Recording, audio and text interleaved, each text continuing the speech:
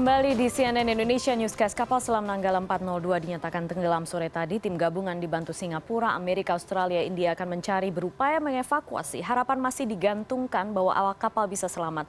Kepala Staf Angkatan Laut sore tadi dalam konferensi pers sempat menyampaikan beberapa kemungkinan penyebab kapal tenggelam. Apa kemungkinan terburuk yang bisa terjadi sekarang? Bagaimana cara yang paling memungkinkan untuk mengangkat kapal ini? Malam ini sudah bergabung melalui telepon adalah Wisnu Wardana, pakar kelautan Institut Teknologi 10 November ITS Surabaya. Pak Wisnu, selamat malam. Ya.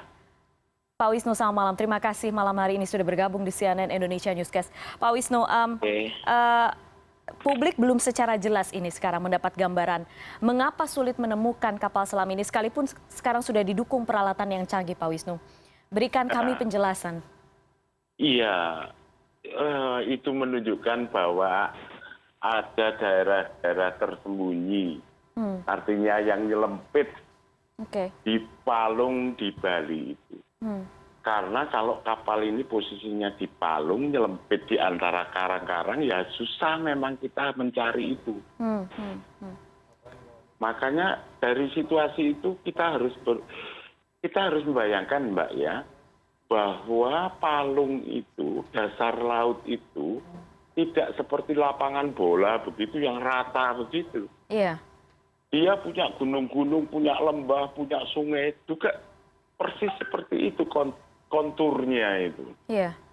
Nah, sekarang yang namanya Nanggala ini nyelempit di antara palung-palung itu. Bayangkan kalau itu di sonar, ya, kemudian sonar itu berjalan ke sana kemari menyisir daerah tersebut. Ya bisa jadi karena kadang-kadang ya nggak kelihatan juga. Respon juga gitu.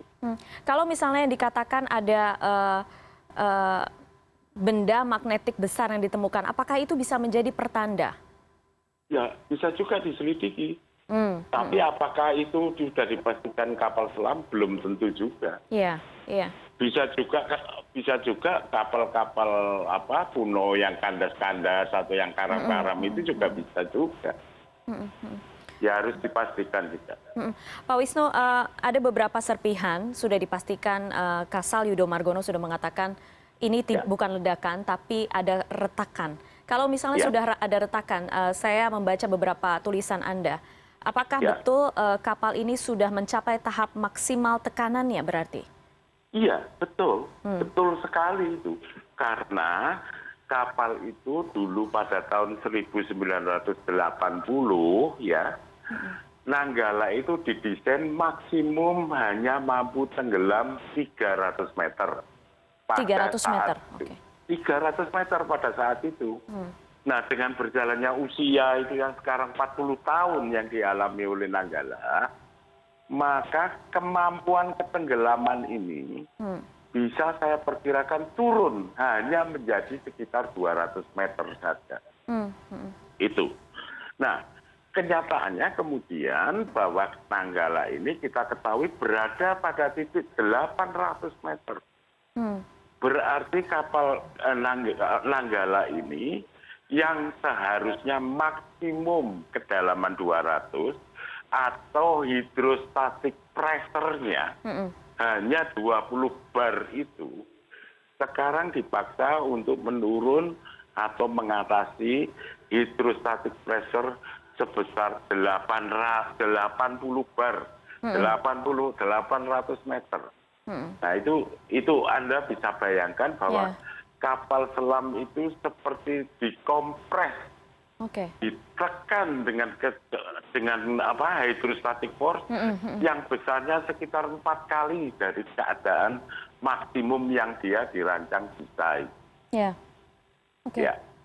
Pak Wisnu, selain dengan adanya palung dan lain sebagainya, tapi kalau misalnya dilihat dari sisi karakteristik perairan, apalagi sebenarnya yang menjadi kendala terbesar pencarian saat ini, Pak Wisnu? Kalau saya melihat itu bantuan sudah banyak datang kan, teknologi juga sudah banyak mutakhir. Betul. Kok saya nggak iso gitu? Kok tetap nggak bisa? Pasti ada sesuatu yang membuat dia itu sulit untuk ditemukan. Kemungkinan terbesar yang Anda lihat adalah berada terhalangi palung itu. Saya kira begitu. Jadi dia berada pada situasi di mana dia nyelempit nyelempit di antara seabed, di antara palung-palung itu. Nah, itulah yang membuat dia itu menjadi sulit sekali ditemukan.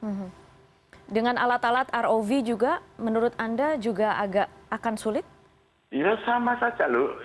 Yang sekarang bantuan ada itu ada ROV, ada kapal selam kecil, ada macam-macam di situ sudah di lapangan itu. Saya kira mereka juga sudah melakukan itu. Mereka sudah melakukan ROV dan lain untuk melancarkan sonar, echo sounder dan lain-lain. Oke. Pak Wisnu, dari beberapa kecelakaan yang terjadi di dunia yang berkaitan dengan kapal selam, kita ketahui sebagian besar diantaranya adalah menimbulkan korban jiwa. Hanya ada kalau tidak salah ada satu yang tidak menimbulkan, tidak begitu besar korban jiwanya, tapi itu pun kedalamannya hanya 1,7 km pada saat itu. Bagaimana dengan yang sekarang? Kalau Anda melihat hitung-hitungan secara teknis. Ya, kalau saya melihat secara teknis, kapal seperti tadi saya bilang bahwa kapal selam ini kemampuannya hanya 200 meter. Kemudian sekarang dipaksa hidup, dipaksa mampu mengatasi tekanan hidrostatik pada kedalaman 800 meter. Ya, kalau menurut perhitungan teknis saya tidak mungkin itu. Oke. Pasti itu Kita bicara terjadi. teknis ya. Iya, kalau saya bicara teknis itu tidak mungkin. Karena apa?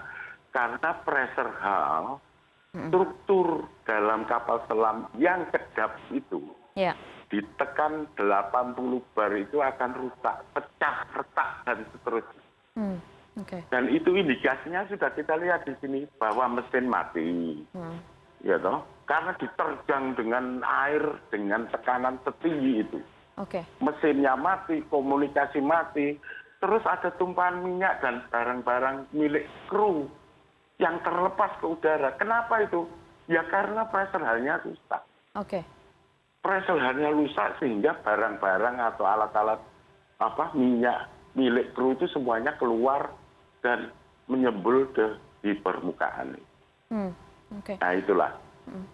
Tapi memang tidak banyak gitu, serpihannya baru ditemukan beberapa. Jadi kalau misalnya bisa dikatakan apakah menurut Anda, hitungan secara teknis sekali lagi, kapal ini masih bisa ditemukan dalam keadaan utuh atau bagaimana? Dan kalau misalnya bisa ditemukan dalam keadaan utuh, apakah memungkinkan untuk diangkat dengan kedalaman 850 meter itu? Tadi kan sudah saya katakan, Mbak, bahwa kapal ini didesain sekarang itu tidak lebih dari 200 meter. Dan sekarang pada posisi 800 meter.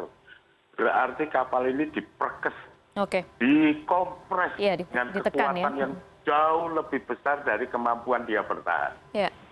Dan itu akan mengakibatkan kapal itu retak. Retak itu artinya bahwa hidrostatik force itu menerjang masuk ke dalam pressure hull. Yang ada manusia di situ, ada mesin, ada tangki, dan seterusnya. Baik. Baik, Pak Wisnu Wardana. Tentu saja kita masih berharap dan semuanya juga masih berharap. Betul. Dan sekarang operasinya adalah evakuasi dan operasinya juga penyelamatan. Mudah-mudahan ada kabar baik, Pak Wisnu, sekali lagi. Tapi terima kasih sudah memberikan analisa secara teknis yang cukup lengkap untuk kami. Terima kasih banyak, Pak Wisnu Wardana, sudah bergabung malam hari ini. Sama-sama, Mbak. Selamat malam. Terima kasih. CNN Indonesia Newscast segera kembali. Tetap bersama kami.